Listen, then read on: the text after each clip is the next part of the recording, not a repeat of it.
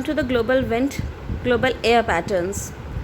Listen, the places near to the equator receive maximum heat. At 0 degree latitude, it is equator. You have studied in SST. It is the equator and which receives maximum heat from the sun. And due to getting maximum heat, the air at these places gets heated up. And when the air is heated up, it rises and thus leave a low pressure. Because the air rises from here, then there is low pressure as the molecules of air are rising. That's why there is a low pressure. Then the cooler air, mainly from places between 0 degree and 30 degree, 0 degree to 30 degree latitude. It means from upward, the cooler air is coming to the equator, and the speed of coming will depend upon the pressure, the air pressure maintained at equator. As low pressure is here, the air will move in high speed. Then the cooler air, mainly from places between 0 degree to 30 degree latitudes and the equator, moves in towards the equator.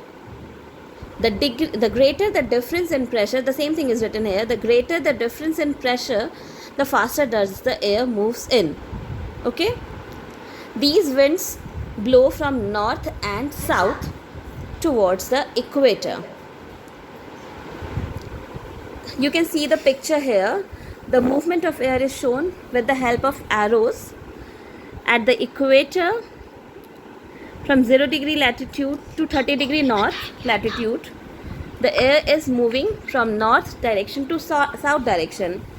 And when you will see downward 30 degrees south, then again it is moving from north to south. The arrow is just rewind it, but it is from north to south only. At the poles, the air is colder than that at latitudes of say about 60 degree. At 60 degree, there is more warmer air than at the polar. Is it clear? I think it is clear. At the poles, the air is cooler. Hence, the wind currents here are set up from the poles toward the warmer latitudes. You can see the arrow here from 60 degree latitudes to poles. It is moving downward at south and it is moving upward at north. Now, about land and sea breezes. It mainly occurs due to this convection. Now, how these occurs due to convection, you can understand it very clearly. The places near the sea, the land near the sea. Just look at this picture. What occurs during daytime at those places and what occurs during night time at those places. During daytime, water gets heated up slowly than land. Land is heated up faster than water. Hence, the air above the land gets heated up more quickly. As during daytime, the land is heated up more faster than water, the air is also heated up more quickly and rises up. When it rises up, the cooler air from above the sea, it is cooler in comparison to above the land. So the cooler air from above the sea rushes in to take the place above the ground.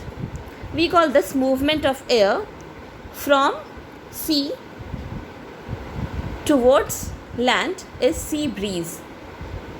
As it comes from sea, it is known as sea breeze. But during night time, water cools more slowly than land. And land get cold faster than water. Then the air above the water becomes warmer and rises up. As land cools fastly, then the air above the water is warmer and rises up, and the air which is present above the land is cooler, which rushes in to take the place above water. And as this air is moving from land towards sea, it is known as land breeze. If you have not understood it clearly, then in virtual class tomorrow I will discuss it. Okay, thank you.